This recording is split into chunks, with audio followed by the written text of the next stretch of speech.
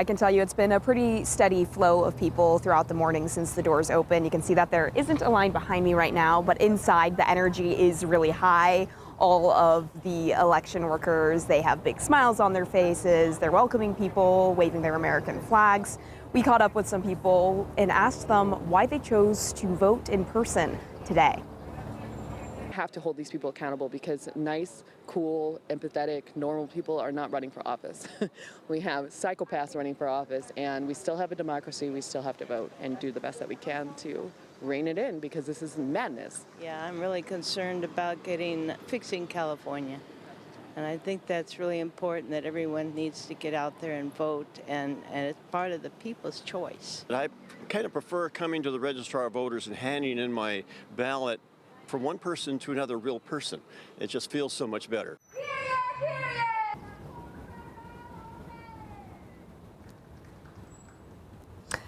And that was the moment that they opened the doors here at the Register of Voters at 7 this morning. Several people were ready to go right in, so let's take you inside with them to see where all of the action is happening. This is where election workers and volunteers are sorting the over 470,000 mail-in ballots that were already turned in. The gubernatorial primary turnout is usually a bit lower than presidential primaries, a 34.88% voter turnout. As of 8 this morning, the voter turnout was at 24%. The Register of Voters says that that's above what they've seen in previous primary elections at that time. And they expect it to increase to the 35 to 40% range by the end of the day. Countywide, there are 220 vote centers open from 7 a.m. until 8 p.m. Remember to get in line before 8 p.m. for your vote to count. There are also more than 150 ballot drop boxes.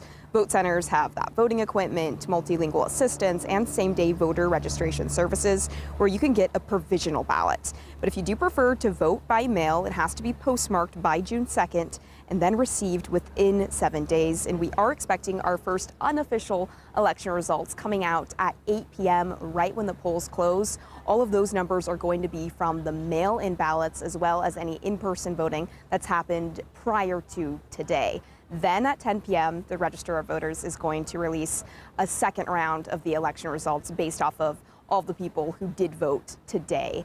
Again, if you haven't voted, there is still time as these locations will be open until 8 tonight. You can go to our website, cbs8.com, to find a list of all the different voting locations and which one might be closest to where you live.